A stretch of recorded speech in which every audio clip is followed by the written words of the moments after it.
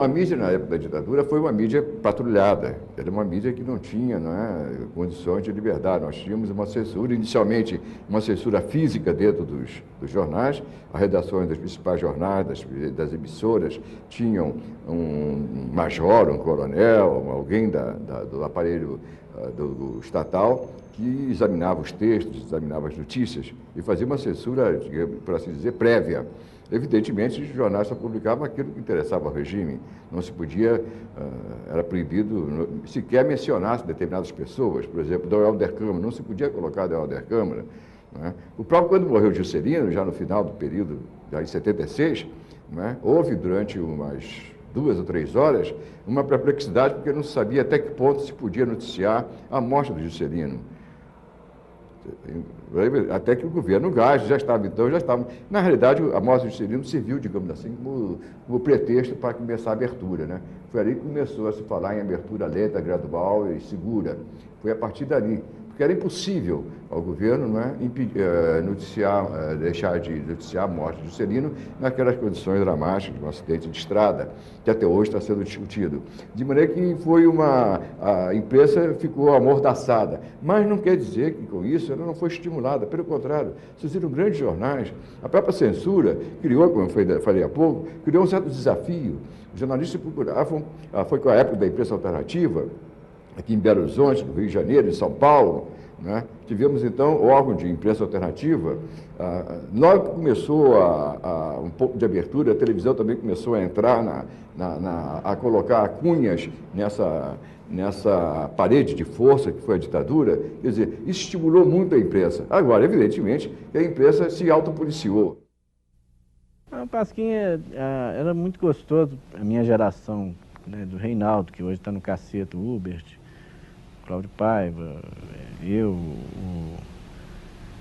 tem o Molica, tem o Chico Caruso, então são os mais novos e que a gente era tratado ali meio como os iniciantes, pelo pessoal mais velho, que era Milor, o Enfio, mas mesmo assim nessa hora era todo mundo igual, né? O Enfio, ele, para mim, ele é uma influência muito grande. O desenho dele também, que era um desenho de militância, porque como ele também começou no período da ditadura, o desenho não precisava ser tão bem acabado, entendeu? O cara não precisava fazer belas artes, não precisava ter um desenho super caprichado. E o desenho era só o mecanismo de você dizer as coisas, né? Então, o mais importante o que estava dito do que o desenho em si. Então, eu me formei um pouco nesse desenho militante, quer dizer, que o importante não é o traço, não é o desenho bem acabado, muito caprichado. É o balão ali, é um desenho mais descartável, porque a gente estava na guerrilha política mesmo, né, nesse período. Eu estava na secretaria do jornal, da Última Hora, então eu é que mandava as páginas para a gráfica. Só que no reaberto o jornal, tinha dentro do jornal o censor. Então tinha a minha mesa aqui e ali, onde está ele, era a mesa do censor. Tudo que eu selecionava tinha que passar para ele e ele punha um carimbo, aprovado ou vetado. Era um carimbo verde, quadrado, vetado. E ele passava muita coisa, outras ele proibia foto, proibia charge. E eu fui jogando dentro da gaveta. Mas sem querer, eu fui jogando. Talvez inconscientemente se soubesse, sabe essas coisas? E muito mais tarde, um dia eu abri aquela gaveta, estava super cheia, as 3 gavetas cheias, pus uma caixa e levei para casa.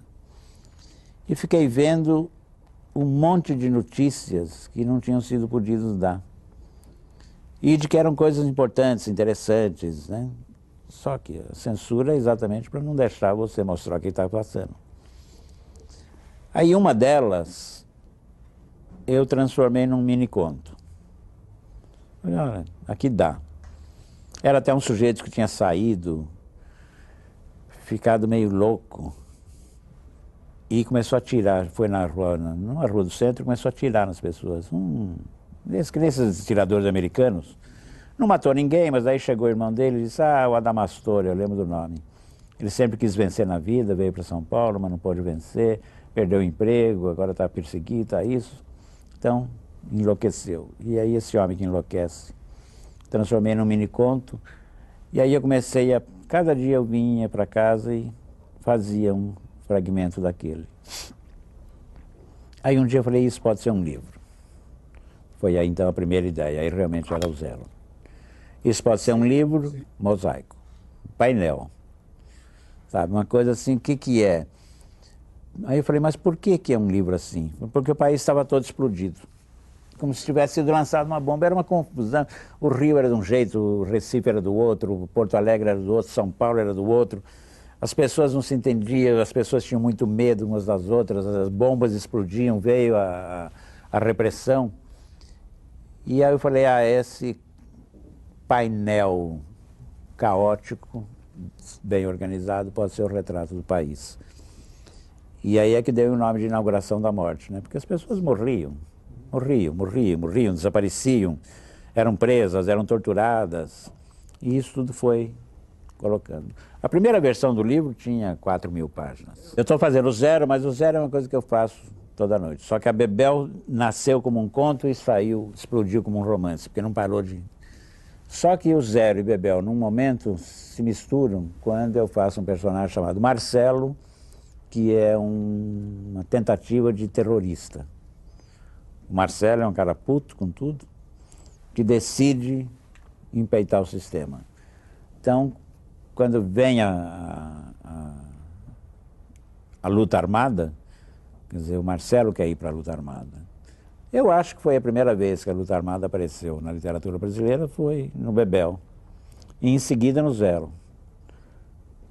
Então os dois livros caminharam juntos, um depois dá uma desviada, mas eles têm relação, e aí depois, em 73 eu acabei, ou seja, 9 anos. E aí essa coisa de amigos e amigos e amigos morrendo ou desaparecendo.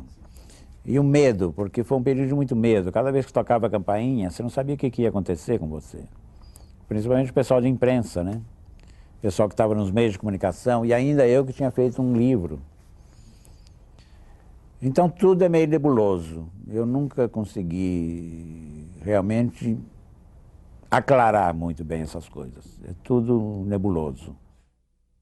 Mas o filme que sofreu mais censura durante a ditadura, o meu foi A Guerra dos Pelados, que é uma dramatização da campanha do Contestado, que rolou entre 1912 a 1916 no interior de Santa Catarina, que é uma espécie de Canudos do Sul, só que não teve o Euclides da Cunha para dar a dimensão nacional que Canudos tem, mas é uma guerra popular, é uma guerra até com características muito mais profundas e muito mais modernas do que propriamente Canudos. Era uma guerra anti-imperialista, era uma guerra de luta de classe pela posse da terra. Foi a primeira luta armada pela posse da terra no Brasil, foi a campanha do Contestado no interior de Santa Catarina.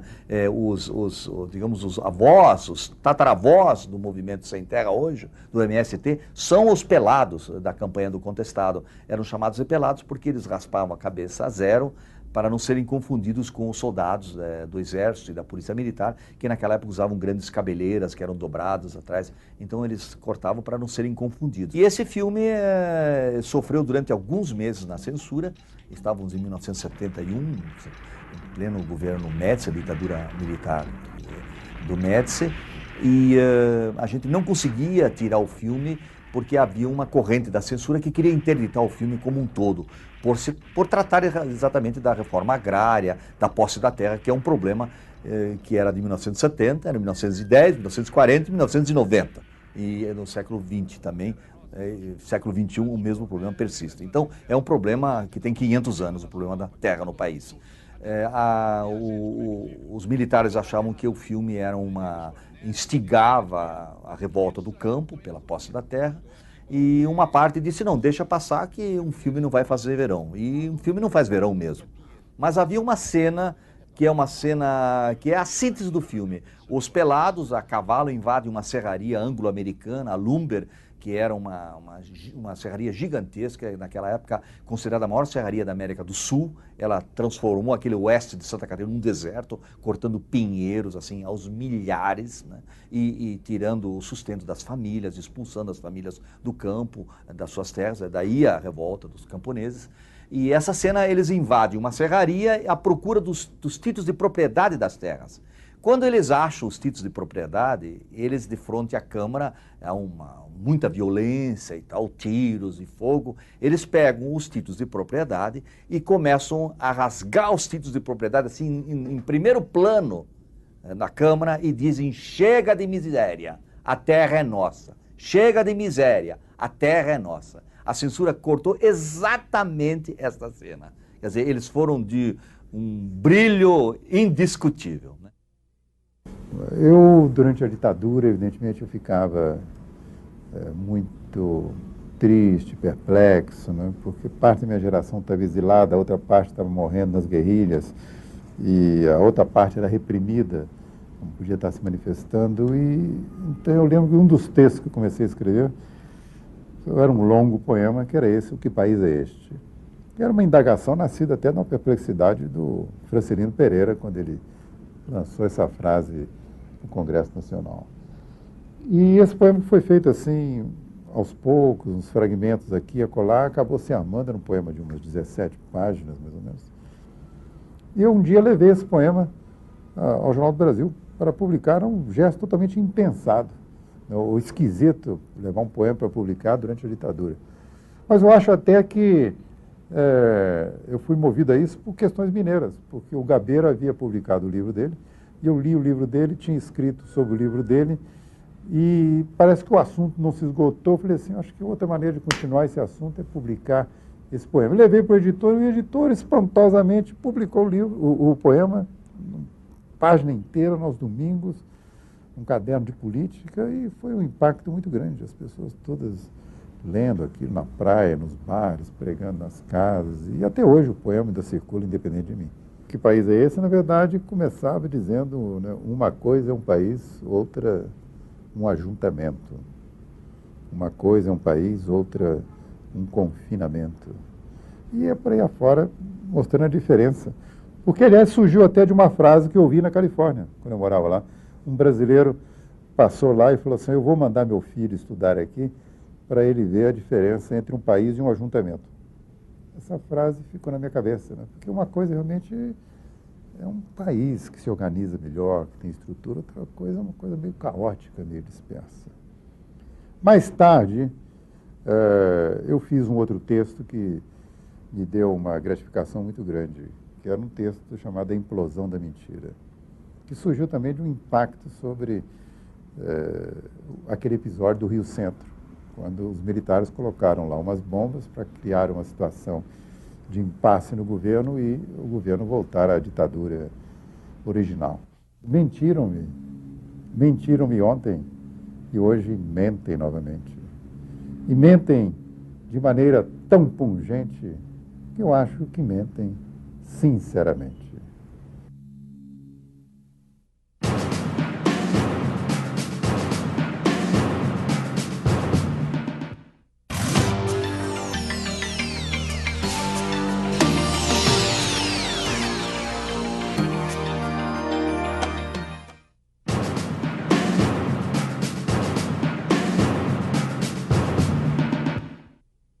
Talvez ninguém, ou pouca gente saiba, como nasceu o Festival de Inverno.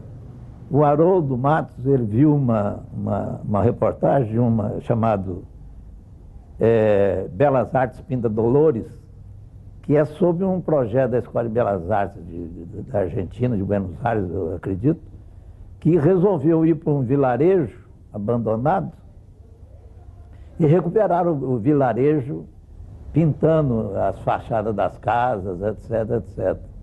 Isso aí entusiasmou o Haroldo, que queria fazer o mesmo com Ouro Preto. Daí eu acho que veio a primeira ideia que ele teve de fazer o Festival de Inverno em Ouro Preto, porque a gente ia periodicamente em Ouro Preto desenhar. E a turma toda de alunos, né, se esparramava pela cidade, a gente desenhava e voltava a Belo Horizonte. Ou então passava o fim de semana também, esparramado pelas repúblicas, e desenhava e vinha embora. Então ele resolveu fazer uma série de cursos que o pessoal desenhasse Ouro Preto e ficasse lá em Ouro Preto. E acontece no mesmo época, a Berenice Menegali estava pensando a mesma coisa com a música, de reunir para cursos intensivos de férias. E daí nasceu o primeiro Festival de Inverno de 1967. E nós ficamos espantados com a repercussão que teve, porque, através disso, nós conhecemos alunos de Pernambuco, do Rio Grande do Sul, de Santa Catarina, Paraná, Espírito Santo, Peru, né, Argentina. Começou, então, a vir muita gente para o Festival de Inverno. E, com isso, nós conseguimos a primeira comunidade artística nacional e com ramificações internacionais, né? E aquilo chamou a atenção da polícia política.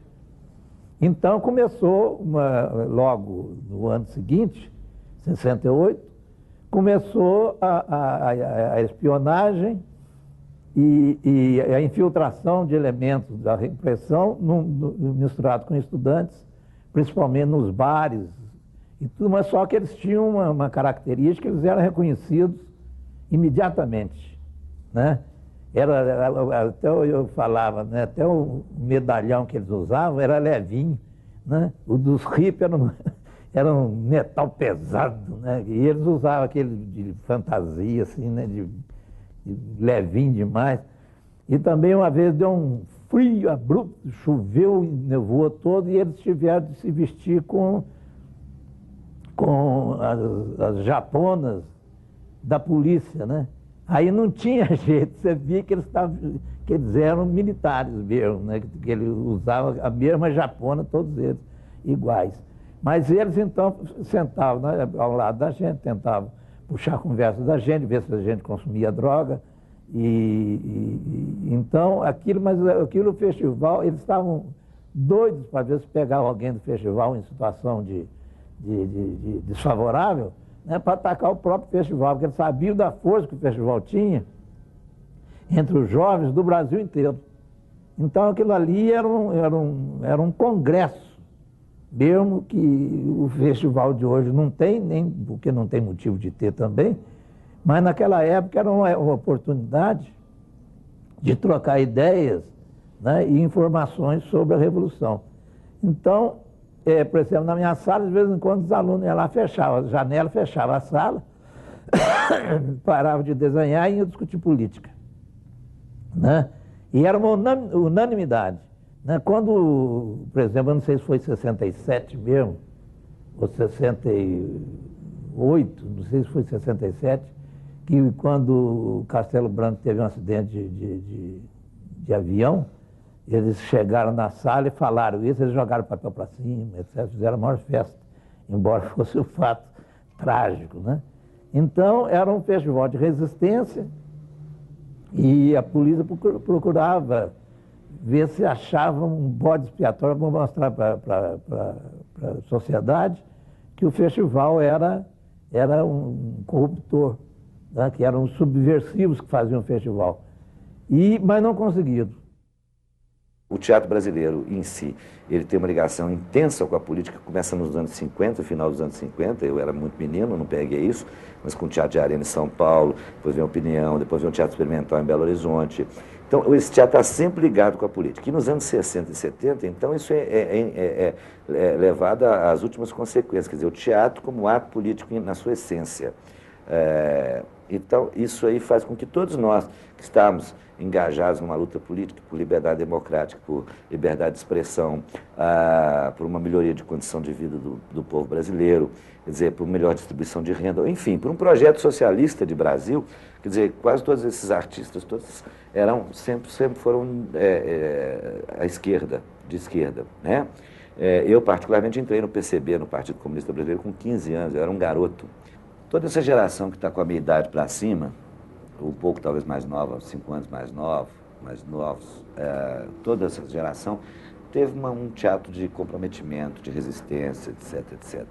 D'Angelo, o Verso Ferreira, né? Aqui em Belo Horizonte teve o Jonas, teve vários grupos e companhias, o Zé Antônio, o Grupo Geração, e no Brasil inteiro os autores estavam comprometidos com essa mudança, com o Brasil diferenciado, o Brasil novo. O teatro fazia parte de um projeto de Brasil diferente, um projeto de Brasil que nós queríamos, que nós sonhávamos. O teatro era parte integrante desse projeto, assim como a música popular, assim como a dança, assim como vamos dizer, a política de uma maneira global. Primeiro você pegava o texto que você queria montar, mandava para Brasília para análise. Então lá tinha um grupo de censores em Brasília, na Polícia Federal, que analisava os seus textos, né? Era o serviço de censura da Polícia Federal. Depois que eles mandavam o texto de volta com cortes ou sem cortes, dependendo do que fosse, em geral com algum tipo de corte, porque eles tinham que mostrar algum tipo de poder.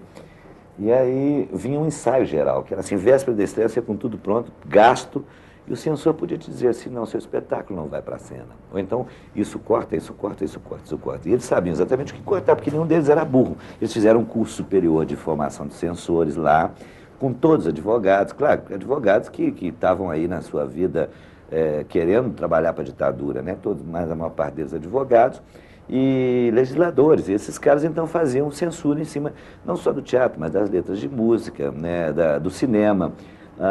Quantos espetáculos que eu tive que na véspera da estreia o censor falava, não, vai ter que mudar isso tudo. Então às vezes você tinha que adiar a estreia, refazer todo um espetáculo por conta de um corte de um censor. O corte era aquilo que você falava, aquilo que estava na boca, que era perigoso, que ameaçava a ditadura. As ditaduras têm muito medo das palavras dos outros.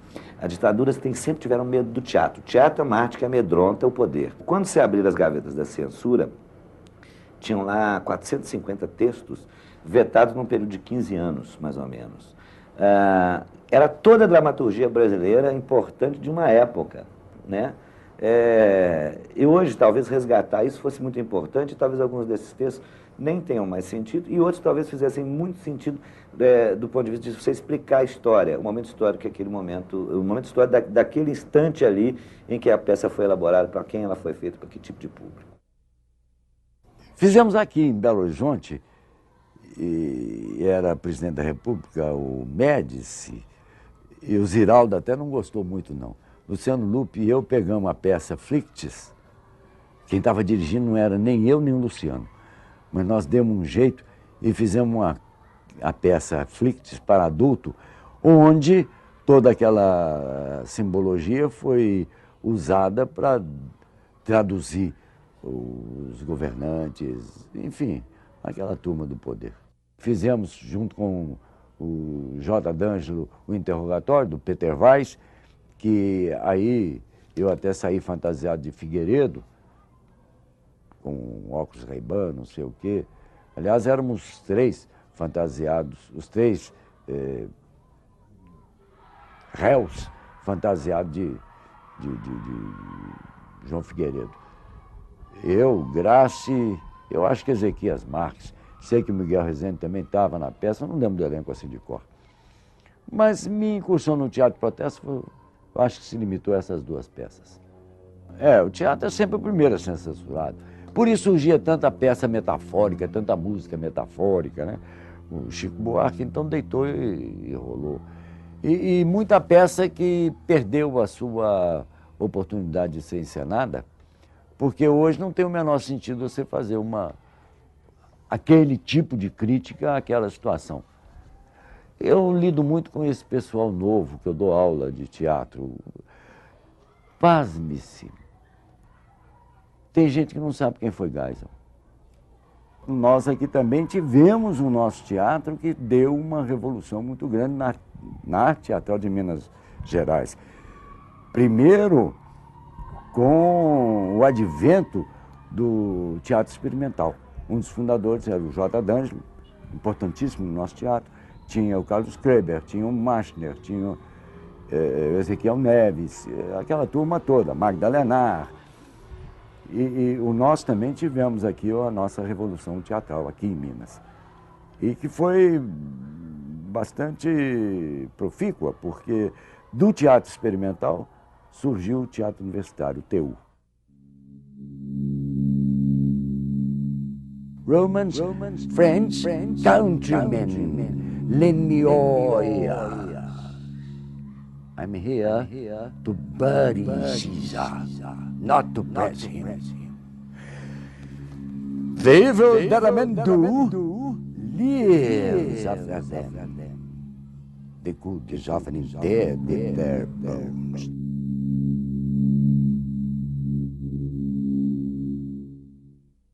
Aí você passou a conviver dentro da sua criação com a figura do censor. Toda a peça de teatro que você fazia, você tinha que ter um censor assistindo os últimos espetáculos para você ter a liberação, os últimos ensaios para você ter a liberação da censura. Primeiro você tinha que, quando você queria montar uma peça, primeiro você tinha que mandar para a SBAT e para uma censura, vamos dizer assim, escrita. Liberavam a peça para você fazer. Aí você começava a montar, ensaiar a peça. Antes de encenar, então tinha a censura que o censor vinha com o texto lá e olhava, porque às vezes eles eram inteligentes também. Eles sabiam que na encenação, às vezes você podia passar coisas que não estavam no texto ou com a interpretação. Então tinha um censor para cortar essa cena, não pode, essa não pode, corta aqui. Então foi a época das metáforas. Meu pai acho que morreu em consequência da Revolução, porque meu pai adorava ser militar e a vida inteira participou, ele era muito amigo do Jango e era muito amigo do pessoal, enfim, que foi banido do exército com a Revolução. Ele não precisava ter se aposentado, ele podia ter continuado no exército. Mas como punição foi mandado ele servir num lugar horrível, no sul da Bahia, não sei onde, e eu acho que ele devia ter ido. Mas eu acho que contingências familiares não pensaram assim, ele já tinha tempo para se aposentar e se aposentou. E com essa história de aposentar, para ele foi muito ruim, porque você lê todo dia no jornal a cassação, a prisão, situações difíceis que passaram homens brilhantes no Brasil, dentro do exército e civis. Então eu acho que isso acabou uma grande angústia e acaba virando uma depressão, uma doença física. Quando a gente começou a procurar textos clássicos, mas que através dos textos clássicos você podia falar alguma coisa da realidade brasileira, né? Então foi aí que nós fizemos Os Pequenos Burgueses, do Gorky, mostrando isso. Depois também fizemos a Bernarda Alba. O D'Angelo sempre foi muito visado, mais do que todos, por ser professor universitário e por ser um homem de teatro. Então nós tínhamos uma combinação, porque nós já tínhamos nessa época 3 filhos. Então, quando nós íamos nesse movimento, a gente se revezava. Se ele ia num, eu não ia outro. E sempre tínhamos uma combinação entre nós. Se ele não aparecesse dentro de 24 horas, que eu começasse a tomar as providências. Avisar a família, avisar parentes, e na polícia, saber mesmo o pai do D'Angelo, que embora não tivesse do lado do D'Angelo, mas era do exército, para a gente ver como é que fazia, né? E realmente, então, quando o D'Angelo ia num movimento, eu não ia. Eu me lembro que eu fui em algumas sessões pela anistia, que o D'Angelo não ia, e às vezes eu saía, tinha carro com bomba na porta, então a gente se revezava.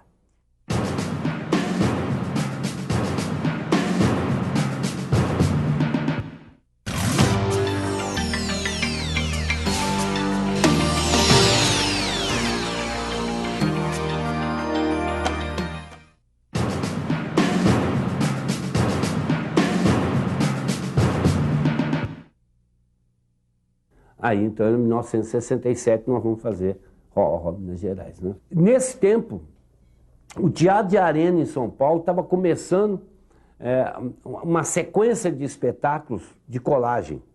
Arena contra Zumbi, Arena contra Tiradentes, etc. Era o modelo, era uma fórmula, né?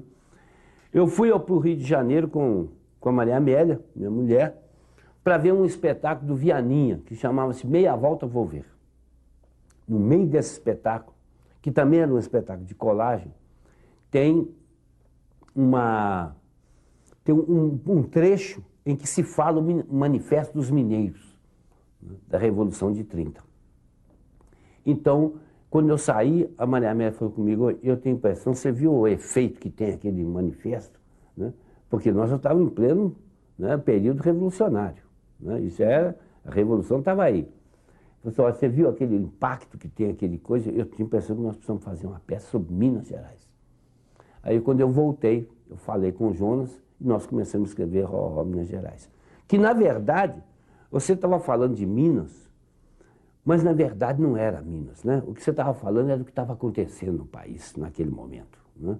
Porque, na medida que você vai correndo a história de Minas, você vai descobrir paralelos, analogias, que serviam como uma luva para aquele momento que você estava vivendo de repressão, né? E de falta de liberdade, né? Era um inferno, na verdade, era um terror. Começou aqui. Pesa demais a lembrança. Impossível apagá-la. Começou aqui. O rastro fica no asfalto, fica na serra e no vale, fica na pele e na frase. Começou aqui. Seja qual for o destino, seja qual for a chegança, seja qual for o abismo, seja a morte da esperança, seja a vida que se espera, seja o fim, seja o começo, seja uma ponta de lança, seja o punho da espada, seja a fartura e a miséria, seja o caos, seja a faísca, seja o concreto e espuma, seja a pesada vigília, seja a leveza da pluma. Ninguém esqueça o que houve, que a história tudo registra. Começou aqui. Começou aqui.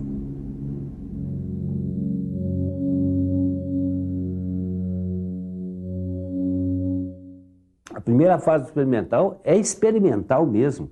O que nós estávamos fazendo era os autores de vanguarda da Europa. Nós estávamos fazendo era Beckett, Ionesco, Arrabal, Gelderode. Era isso que nós estávamos fazendo. Então, de uma certa maneira, você vê que a atuação política do teatro experimental, ela começa a aparecer depois da Revolução de 64. Então, você vê que uma certa defasagem. Aliás, aqui em Minas foi sempre meio defasado. O pessoal já estava em São Paulo, Teatro de Arena, já estava fazendo peças de cunho muito social e muito político. Porque eles estavam dentro do período pré-revolução, que foi 62, 63, é que foi o período das reformas, a grande batalha ideológica se travou em 62, 63. A Revolução, quando ela chega em 64, né, Minas, antes disso, havia um certo movimento, mas o teatro não tinha se incorporado a essa batalha em 62, 63, não. É depois de 64, quer dizer, depois da Revolução, é que você começa o período da resistência à ditadura. Então aí, com a peça Liberdade, Liberdade, que surge do Milor Fernandes, né, que surge no Brasil inteiro, e que passou pela censura, porque a censura ainda não era tão rigorosa no começo, né? E por isso nós pudemos fazer essa peça sobre Brecht, que é em 66, 2 anos depois da Revolução, e Brecht era um condenado, digamos assim, pelo regime militar. E nós fizemos uma peça sobre a obra do Brecht, né? Então era um espetáculo, já era um espetáculo politicamente forte. Nós começamos a estar engajados agora, de uma vez por todas, no processo político. Agora era fazer comício, não era teatro. A censura fica rigorosa depois de 68, depois do AI-5. Mas, de qualquer maneira, havia censura. Você era obrigado, né, a levar o texto para censura, etc, etc. Né? Você tinha que fazer isso. Né?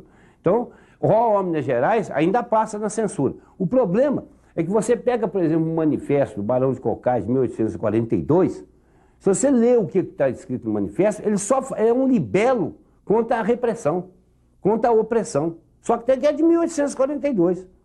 Então você falava aquele texto, mas não dizia de quem que era. Você falava aquele texto, só no final que você falava, Barão de Cocais, 1842. Então a censura não cortava.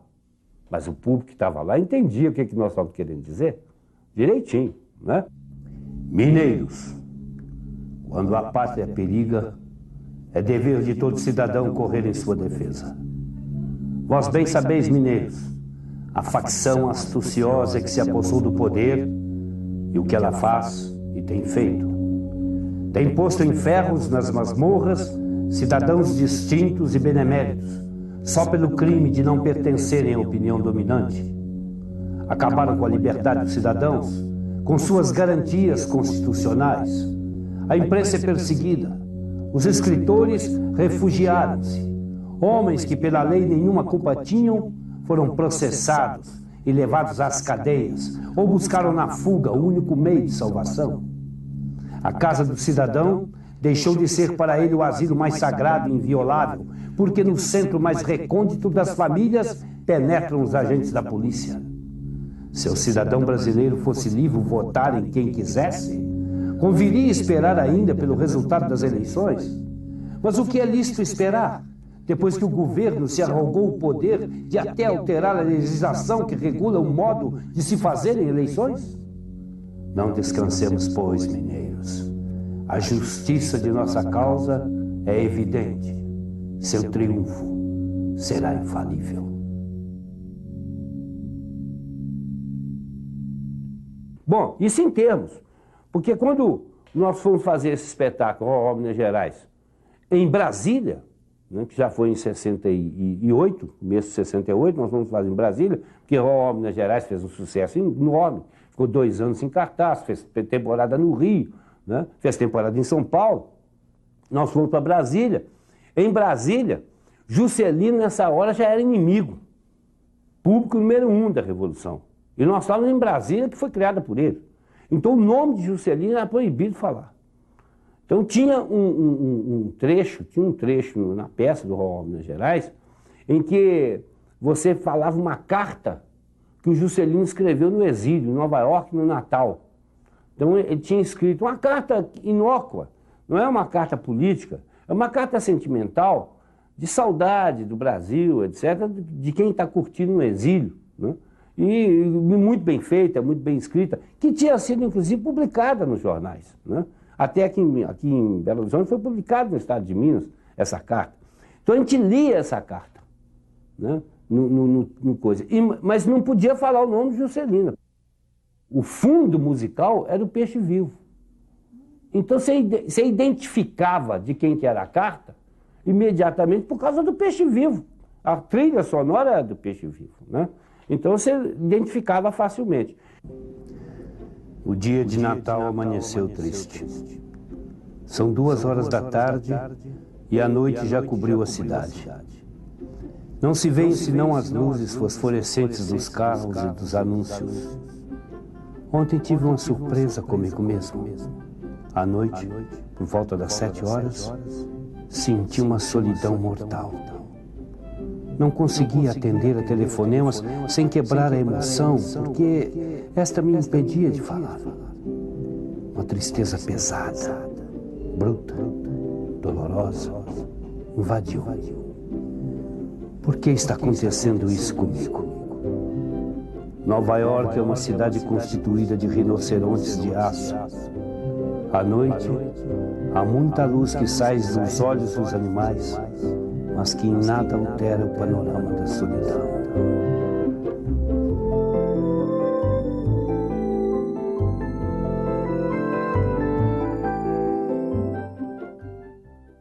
Em Brasília, isso tinha sido feito aqui. O Juscelino viu a peça aqui, num teatro da imprensa oficial. Ele foi ver, inclusive depois chamou todo o elenco inteiro, jantamos junto com ele, depois do espetáculo, né?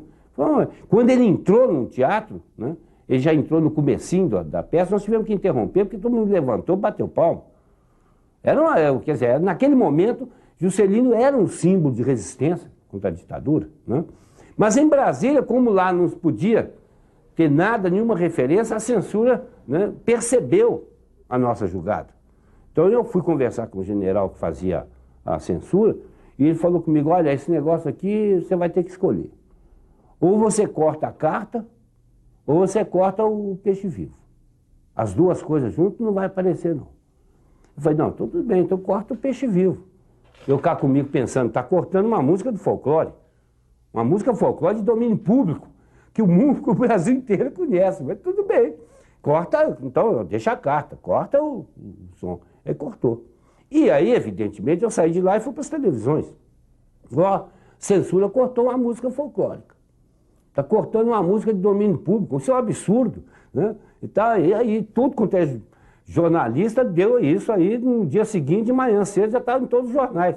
A censura cortou uma música do folclore mineiro, conhecida, né, de domínio público, não sei quantos anos tem, isso é um absurdo, né? Aquele negócio todo, né? Quando foi na hora do espetáculo de noite, né, quando eu comecei a ler, eu e Jonas que lia a carta, né, quando nós começamos a ler, o público cantou o Peixe Vivo. Isso foi a maior emoção que eu já tive no teatro, foi uma coisa fantástica, né? Tivemos que parar o espetáculo, porque a gente estava chorando, né? Porque o público cantou o Peixe Vivo. Olha que coisa fantástica, né? Foi um momento incrível, né? Um dos momentos mais emocionantes que eu já tive no teatro foi esse, em 1968, em Brasília, por causa do Rorró, Minas Gerais, né? Nesse momento estava aparecendo no Rio de Janeiro um diretor novo, e um cenógrafo também novo, que estavam fazendo uma linha de experimentação muito interessante no Museu de Arte Moderna, no Rio de Janeiro. Chamava-se Amir Haddad. O Amir Haddad, junto com Joel de Carvalho, que era um cenógrafo incrível. E nós fomos, eu e Jonas, fomos ao Rio ver o espetáculo deles, que era uma peça grega, mas com uma montagem completamente contemporânea, chamava-se Agamenon, e convidamos os dois para poder montar uma peça para nós em Belo Horizonte. E eles dois toparam, né? Vieram para Belo Horizonte para fazer isso e fizeram Numância, né? Que é uma peça do Cervantes, que conta a história de uma resistência, da resistência de uma cidade, da cidade de Numância, na Espanha, no tempo do Império Romano, né? Os romanos, era a última cidade da Espanha que ainda resistia aos romanos. Os romanos fizeram um cerco na cidade que durou 7 anos. E cavaram um fosso em torno da cidade, né, para poder fazer com que a cidade se entregasse. A cidade não se entregou e optou pelo suicídio coletivo. É um fato histórico, né? Então, todos os habitantes de Numância se suicidaram, né? Quando os romanos chegaram dentro da cidade, não tinha nenhum sobrevivente mais, né? Cervantes pegou esse tema e fez uma grande peça chamada Numância. Para nós, caía a sopa no mel. Era exatamente o que nós precisávamos. Uma peça falar sobre a resistência, a necessidade de resistir, né? Só que a encenação era totalmente contemporânea, né? Os numantinos eram só estudantes, né? E os romanos eram todos eles vestidos de armaduras, todas brancas, né? Como se fosse a verdade, né? a moralidade, né? Eram todos eles, mas todos cheios de pontas. As roupas tinham todas cheias de pontas, assim, né? Quer dizer, é uma moralidade falsa que fere, né? que ataca, que agride, né? Era um espetáculo monumental. Nós estávamos fazendo a peça, né, quando o AI-5 foi publicado. As 2 primeiras peças que o AI-5 publicou no Brasil, que proibiu no Brasil, foram Ró, Minas Gerais e Numância. As 2 peças. Caso aqui no Numância, nós tínhamos gasto todo o dinheiro que nós tínhamos recebido, ganho em Ró, Minas Gerais, para fazer Numância. A peça estava preparada para viajar, era um grande espetáculo, um monumento de espetáculo. Naquela época, avançadíssimo, muito além do que estava sendo feito no Rio e em São Paulo.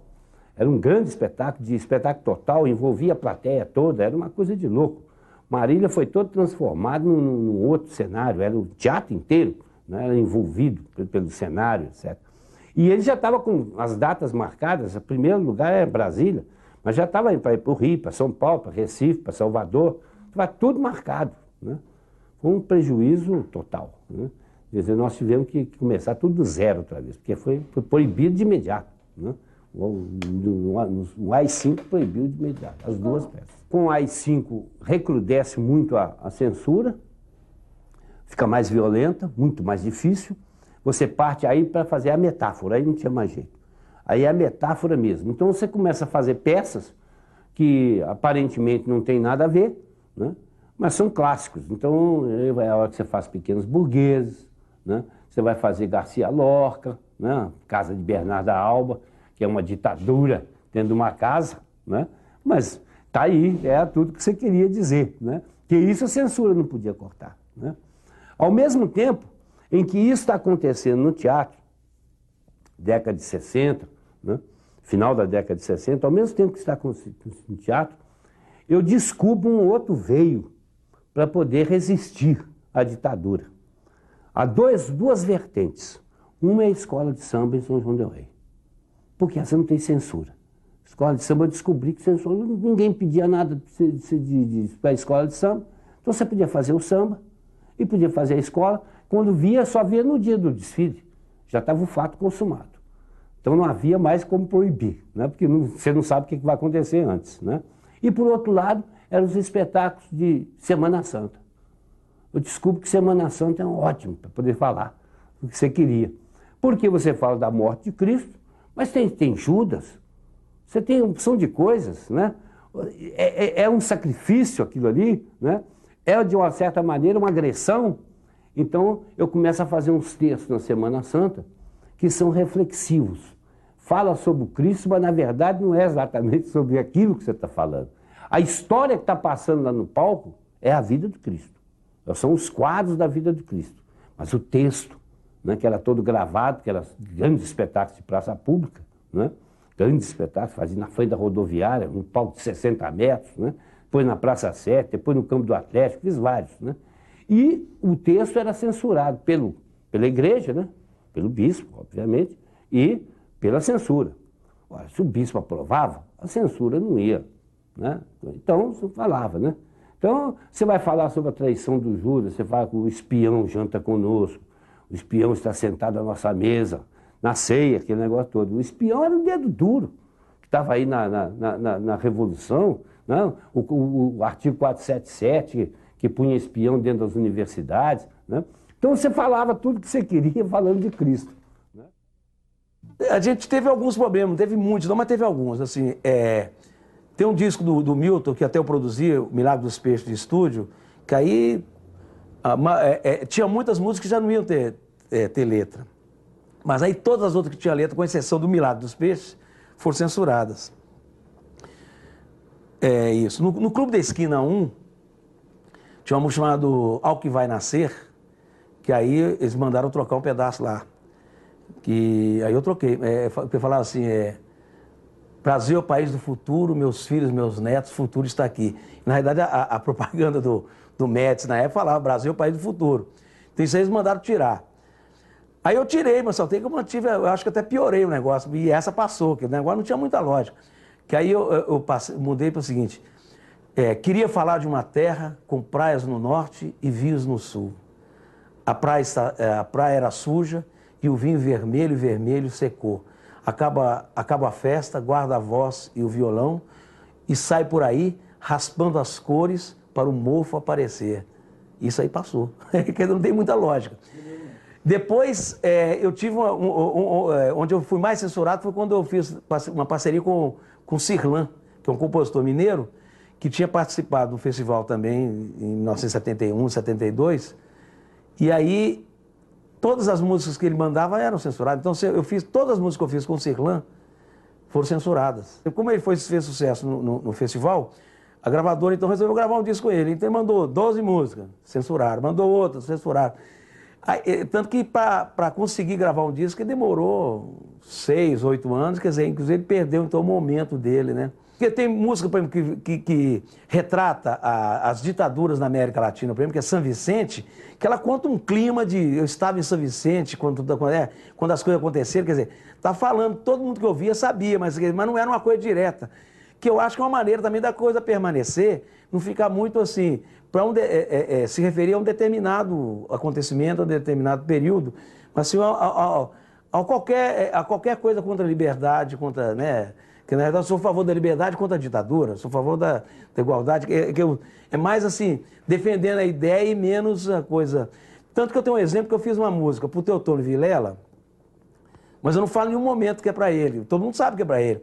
Falei, Menestrel das Alagoas, né? Quem é esse viajante, quem é esse menestrel que espalha esperança e transforma sal em mel. Quer dizer, eu acho que é uma coisa que eu sempre procurei fazer, assim, não localizar e não datar as coisas que eu fiz. O problema da censura, quer dizer, levou a mim, a todos os outros compositores da época, a arrumar uma maneira de dizer as coisas sem ser uma coisa muito clara, muito óbvia para os censores, né? Então, usava-se muito metáfora, né? Você falar assim, meio enviesado, né? Eu lembro que no dia eu tinha que fazer uma letra para ser gravada no dia seguinte da edição do Pacote de Abril, aquele do Geisel, que fizeram de senadores biônicos, a maneira que ele estava arrumando para continuar com a maioria, né? No Congresso, a ditadura, né? E eu fiz uma música chamada Promessas do Sol. Uma letra, quer dizer, não fala nada lá, mas ela é um desabafo danado, tanto o seguinte, que o pessoal lembra que o Milton foi gravar, foi que tinha gente que estava assim, pô, mas ele está querendo suicidar? Eu disse, pô, eu suicidar nada. Eu estou desabafando, é o contrário, estou dizendo que porque a música é forte, quer dizer, você me quer forte, eu não sou forte mais, você me quer justo, eu não sou justo mais, e que acaba assim, que tragédia é essa que cai sobre todos nós, né? Saudades aviões da Paner, e o subtítulo é Conversando no Bar. que é exatamente uma coisa bem de Belo Horizonte, bem Na época eu frequentava muito o Salum ali na rua Rio de Janeiro, né? E aí exatamente eu convivia com o pessoal de música, o pessoal do suplemento literário, que é ali na imprensa oficial, e a gente encontrava no Salum, que era, né, pertinho, né? E aí tem muito a ver com as conversas, que exatamente no bar você conversa sobre tudo, né? Então, na realidade, essa letra fala das coisas desde a infância até as coisas que estão acontecendo, e de uma coisa que ela acaba, né, que o final dela, você tem a mesa que a gente está, e depois tem em volta da sua mesa, tem outras mesas em volta da mesa, tem a rua, em volta da rua tem a cidade, em volta da cidade tem o mundo, aí vai, né? Quer dizer, na realidade, uma coisa que você está vivendo ali localmente, uma coisa assim, de repente ela se reproduz, né, ao infinito, né? Essa música tem uma coisa interessante, que quando a Elis gravou primeiro essa música, antes do Milton até. E quando ela foi apresentar a censura, ela só mandou com o nome Conversando no Bar. Que ela achava, segundo ela, se mandar Saudades da Aviões da Paner ia ser censurada. Porque Saudades da Aviões da Paner lembrava os tempos antes da ditadura, porque a Paner exatamente foram os militares que acabaram com a Paner. A Paner era uma empresa nacional de aviação ótima, e de repente vieram os militares, principalmente gaúchos, né? Que na realidade eles acabaram com a Paner para entregar para a Varig, né? Entregar porque ela fazia viagens internacionais, era poderosa. Então, saudade dos tempos da Paner significava realmente também saudade dos tempos anteriores ao golpe militar, né? Então ela sacou bem, quer dizer, ela mandou Conversando no Bar, passou e tudo bem. Aí depois o Milton já gravou com o nome inteiro, né? Lá vinha o bonde no sobe e desce ladeira, e um motorneiro parava a orquestra um minuto para me contar casos da campanha da Itália e de um tiro que ele não levou. Levei um susto imenso nas asas da Paner. Descobri que as coisas mudam e que tudo é pequeno nas asas da Paner. E lá vai menino xingando o padre e pedra, e lá vai menino lambendo podre delícia, e lá vai menino senhor de todo fruto, sem nenhum pecado, sem pavor. Um medo em minha vida nasceu muito depois. Descobri que minha arma é o que a memória guarda dos tempos da Paner. Nada de triste existe que não se esqueça. Alguém insiste que fala ao coração. Tudo de triste existe que não se esquece. Alguém insiste que fere no coração. E ela se vangloriava de que passou por causa dela, por causa dessa coisa que ela fez, né?